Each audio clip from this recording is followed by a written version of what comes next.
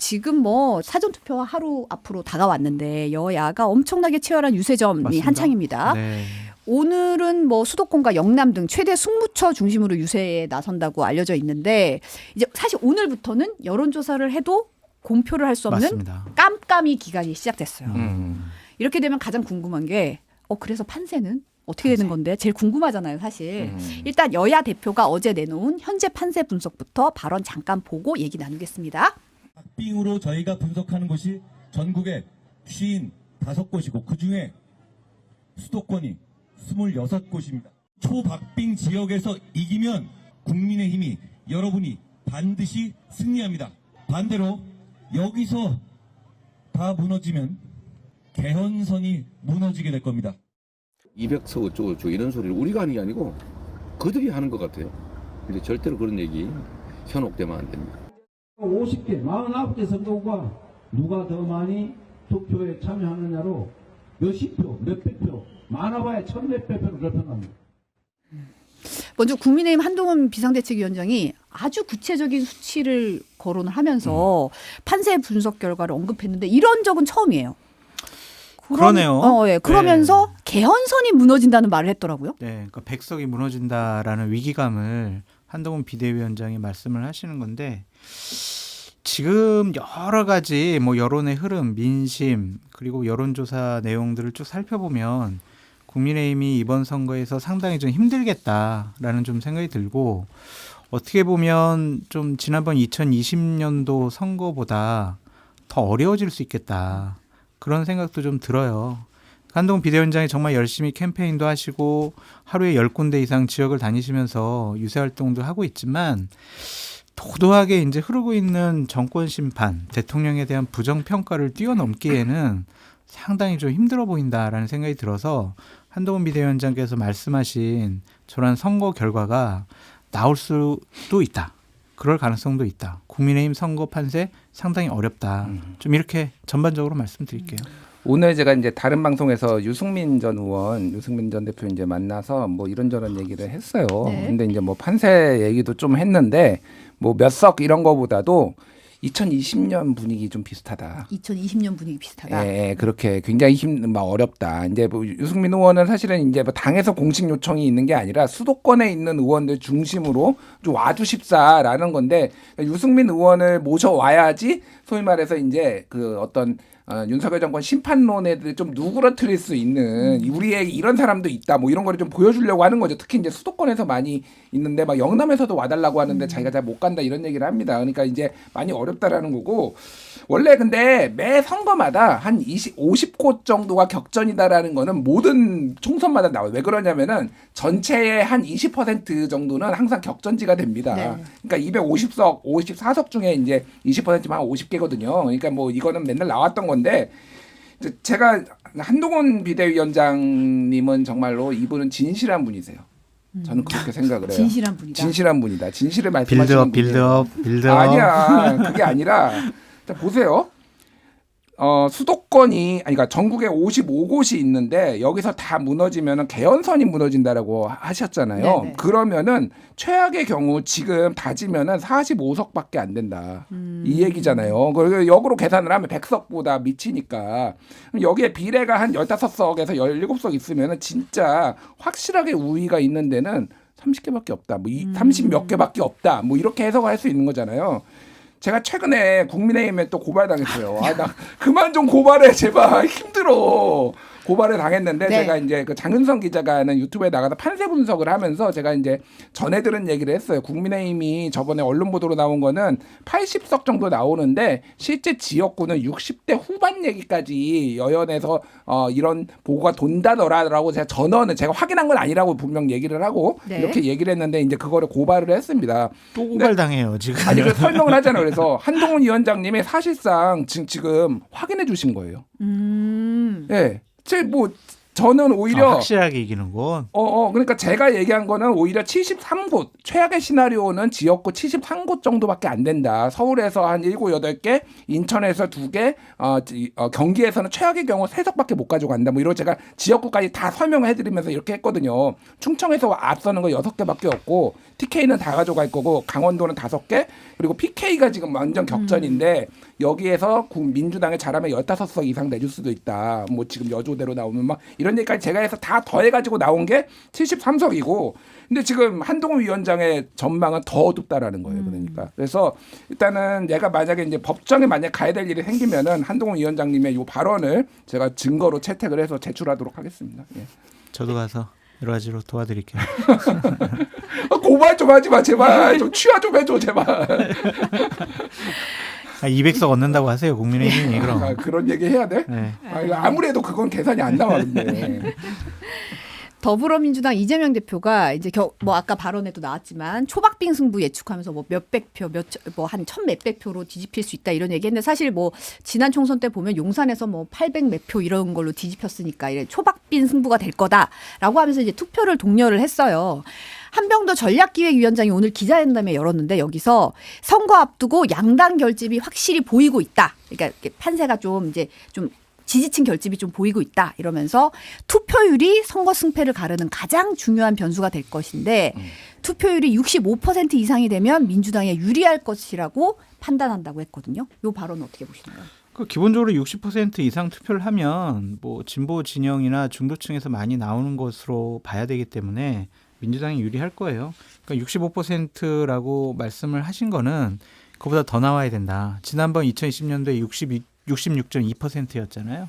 그래서 그보다는 훨씬 더 높게 나와야 자신들이 압승할 수 있다라는 거를 지지층에다가 뭐 호소하는 거다라고 말씀드릴 수밖에 없고요. 엄살 작전 같아요, 지금. 그러니까 지금 어쨌든 아까도 말씀드렸지만 민주당이 선거에서 많은 의석수를 얻을 수 있다라는 것이 일반적인 전망이잖아요. 교만하면은 안 된다. 오만하면 안 된다. 그래서 마지막까지 좀 엄살 작전하면서 지금 한 표가 부족합니다. 나와주세요. 이렇게 좀 지지층을 최대한 뭐 투표장으로 이끌기 위한 하나의 엄살 호소 작전이 아니냐 그런 생각이 듭니다. 투표율이 지난번 2020년이 66.2% 어쨌든 66% 정도였거든요. 그때 이제 180대 103이 나왔어요. 네. 물론 이게 약간 이례적이긴 합니다. 그리고 막판에 이제 재난지원금 이슈가 터지고 이제 코로나 팬데믹이 오면서 이제 정권을 지지해야 되겠다 약간의 이런 안정희고 심리가 강해진 것을 감안을 하더라도 65%가 승패를 가르는 기준은 아니라고 봅니다. 저는 그거보다 더 낮아요. 일반적으로 과거 사례를 봤을 때 65%면은 민주당이 크게 이기는 뭐 이걸로 보는데 어쨌든 최대한 투표를 독려하기 위해 이렇게 하는 거고 저는 약간 어쨌든 지금 전체적인 분위기는 어게인 2020 느낌이 좀 나는 것 같아요. 투표율도 이건 완전 개인적인 예측인데 비슷하게 나오거나 조금 더 높을 수도 있겠다. 조금 더 높을 수도 있겠다. 어쩌면 지역 재외 국민 투표율이라든지 보통 45%, 41% 2012년, 2016년 이렇게 나왔거든요. 근데 이번에 65%가 나왔어요. 20%포인트 이상 더 나왔거든요. 물론 이거는 내가 투표를 하겠다라고 등록을 한 사람 중에서 나온 사람이니까 오늘 뭐 조선일보 일면은 4.7 뭐 1%밖에 안 되는데 선관위가 뻥치기 했다. 그러는데 그 기준이면은 그 전에 것도 다 수정해야 돼요. 어쨌든 그거는 뭐 말이 안 되고 그러니까 기본적으로는 굉장히 많은 사람들이 지금 투표에 참여를 하려고 하는 것 같다. 이렇게 보고 있습니다. 그러면 예상 의석수는 어느 정도 지금 예측하세요? 이렇게 보니까 국민의힘은 지역구에서 한 90에서 100석, 민주당은 110석 플러스 알파 이렇게 전망하고 있던데. 성행코님 그게 그런 말씀이 평론가의 생명력을 단축시키는 질문이다. 또 이거 또 이제 몇몇 분들은 박제해가지고 너 또 틀렸잖아 막 이럴 거잖아요. 맞히면 이제 문어가 되는 거고. 그게 쉽지가 않거든요. 네. 근데 저는 범야권은 한 200석 얻을 것 같고요. 범여권은 한 100석 정도. 이 정도에서 좀 왔다 갔다 하지 않을까라는 생각이 좀 들어요. 그러니까 국민의힘이 지난번 선거보다 2020년 선거보다 더 많은 지역구에서 의석수를 얻을 수 있을 거다라고 분석하기가 너무나 어려워요. 그러니까 예를 들면은 지금 부산 같은 경우에 항상 이겨왔던 수영하고 해운대 갑 수영하고 연제. 그러니까 연제 같은 경우도 뭐 옛날에 김혜영 의원이 민주당 의원이 이기긴 했지만 지난번 선거에는 이겼거든요. 근데 수영하고 연제가 지금 상당히 불리하다는 여론조사가 나오고 있잖아요. 거기만 해도 2석이에요. 그리고 수도권에서도 지금 분당 가불도 상당히 좀 위험한 거 아니냐, 박빙이냐 이런 식의 이제 분석이 나오고 있기 때문에 지난번보다 더 많은 의석을 얻을 수 있을 거다라고 전망하기는 솔직히 어려워서 저는 한 100대 200 이 정도로 보고 있습니다. 와 개헌 저지선 그러면 해야죠. 지켜야죠. 아, 지키는 근데 거 거기 이제 백석으로? 최경환 의원님이 무소속인데 그래서 이제 100석 101석. 저는 뭐 아주 크게 다르지 않은데 주목할 포인트가 있어요. 주목할 포인트가 예, 있다. 예. 자유통일당을 주목하라. 자유통일당. 왜 주목해요? 왜 그러냐면은 요즘 자유통일당 지지율이 조금 의미 있게 나오기 시작했어요. 여기가 왜 이제 여러 가지 이유가 있는데 네. 소위 말해서 지금 그 전에 좀 윤한 갈등부터 해가지고 보수층이 한동훈 비대위원장에 대한 불만들이 좀 있고 그러다 보니까 강경 보수들이 약간 그쪽으로 이제 여기가 이제 정광훈 목사가 주도하는 뭐 그런 데잖아요. 그래서 최근에 2%대가 나오는 게 여러 개가 잡혔어요. 3% 네. 넘은 것도 있어요, 심지어. 그러면은 만약에 100대 200이 되면은 자유통일당이 캐스팅 보트를 질 수도 있는 상황이 한석으로 한석으로 한석으로. 캐스팅 보트를 질 수도 있는 상황이 올 수도 있어요. 굉장히 복잡한 상황이 벌어질 수도 있겠구나. 제가 그- 그 생각을 못했네요. 주목할 만한 포인트를 예. 얘기를 해주셨습니다.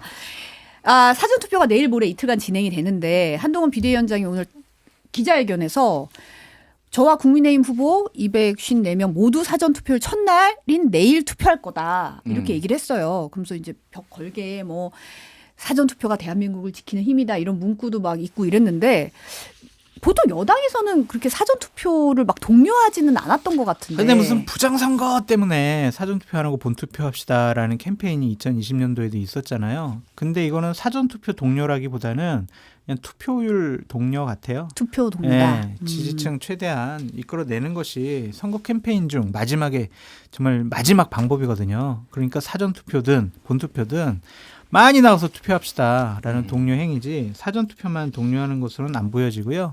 어쨌든 한동훈 비대위원장은 수도권 서울이 가장 중요한 선거의 포인트다라고 생각해서 서울에서 내일 사전투표하기로 결정했답니다.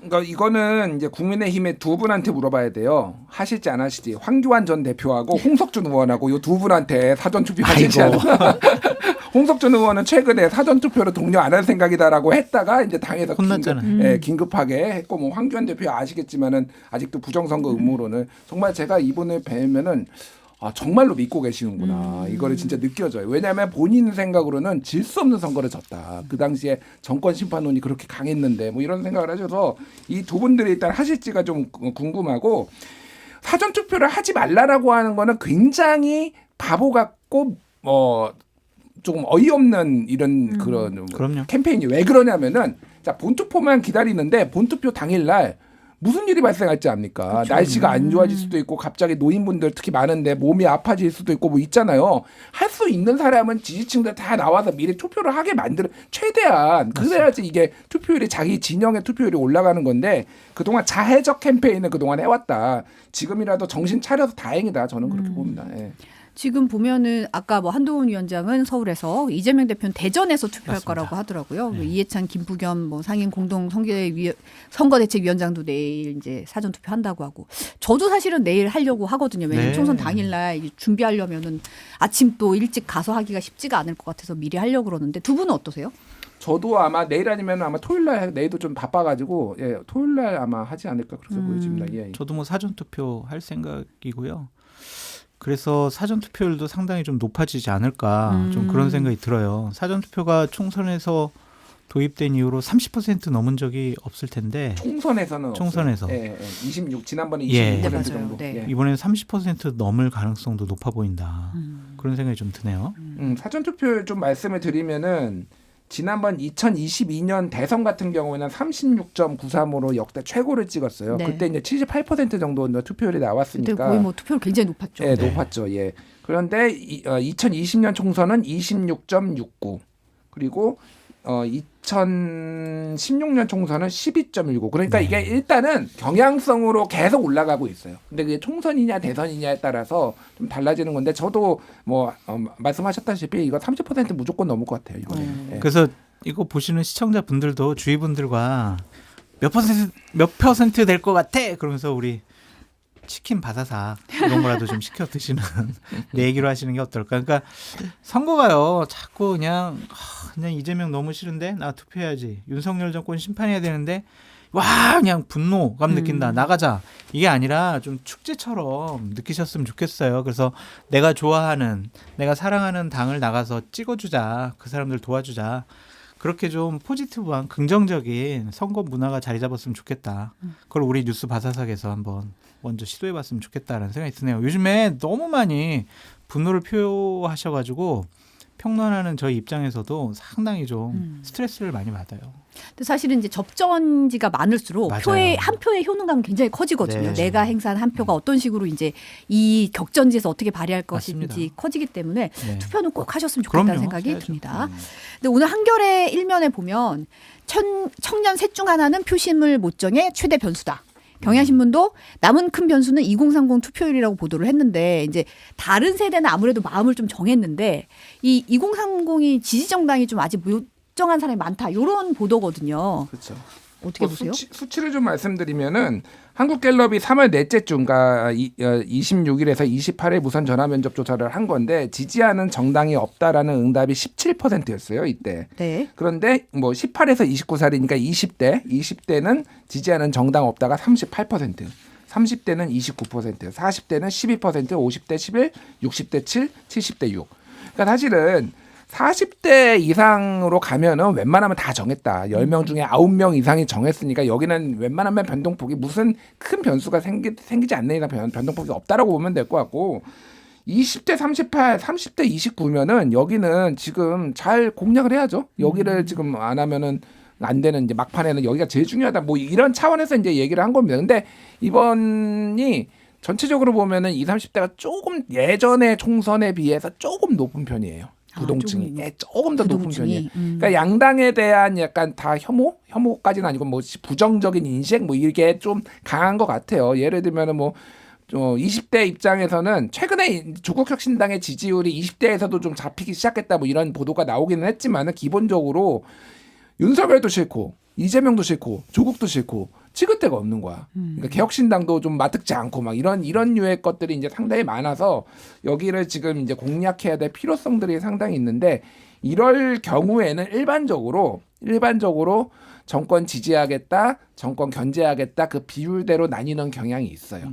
그러니까 최종적으로 가면은 뭐가 큰 이슈가 그러면은 대충 보면은 뭐 35대 50 정도 되거든요. 뭐 여러 조사가 많이 있지만 36대 뭐 50 뭐 이 정도 되면은 그쪽으로 야당이 좀 더 많이 나올 가능성이 상당히 아직은 높다고 보는 게 맞는 것 같아요. 네. 저희 애들이 25, 23이거든요. 네. 그래서 이번에 투표 어떻게 할 거냐 막 물어봤더니 글쎄 뭐 투표할까요? 막 이런 식의 얘기를 하더라고요. 아빠가 정치권에서 평론을 하면서 먹고 살고 있는데 그리고 이제 정당과 국회에서 있었는데 그 친구들도 이렇게 선거에 관심이 없는 거 보면 젊은 친구들이 하나의 트렌드가 아니냐라는 좀 생각이 드는데 어쨌든 부모님들이나 아니면 주위에서 많이 투표하라고 그러니까 누구를 찍으라고 강요하는 것이 아니라 우리의 삶을 결정하는 게 정치잖아요. 법과 제도가 바뀌면 우리의 삶이 대단히 제약을 받거나 아니면은 열려지게 될 수가 있거든요. 그래서 우리가 원하는 사람을 투표소에 나가서 찍지 않으면 우리가 원치 않는 사람이 우리의 삶에 상당한 영향력을 끼칠 수 있기 때문에 꼭 투표하셨으면 좋겠다. 물론 투표하지 않는 것도 하나의 투표 행위라고 볼 수는 있지만 그래도 참여 민주주의가 좋은 거 아니겠습니까? 투표 많이 하십시오. 저도 우리 애들한테 투표하라고 꼭 얘기하겠습니다. 그럼 그런 얘기 하더라고요. 그 젊은이들 많이 사는 이제 오피스텔 같은데 공보물이 아무도 안 찾아갔더라. 다 꽂혀 있더라. 이제 이게 누가 이렇게 들고 가야 되잖아요. 근데 참 공보물만 꽂혀 있다 이런 얘기를 누군가 그러네요. 하더라고요. 이게 네. 약간 관심도를 보여주는 거다 이런 얘기를 했는데. 네.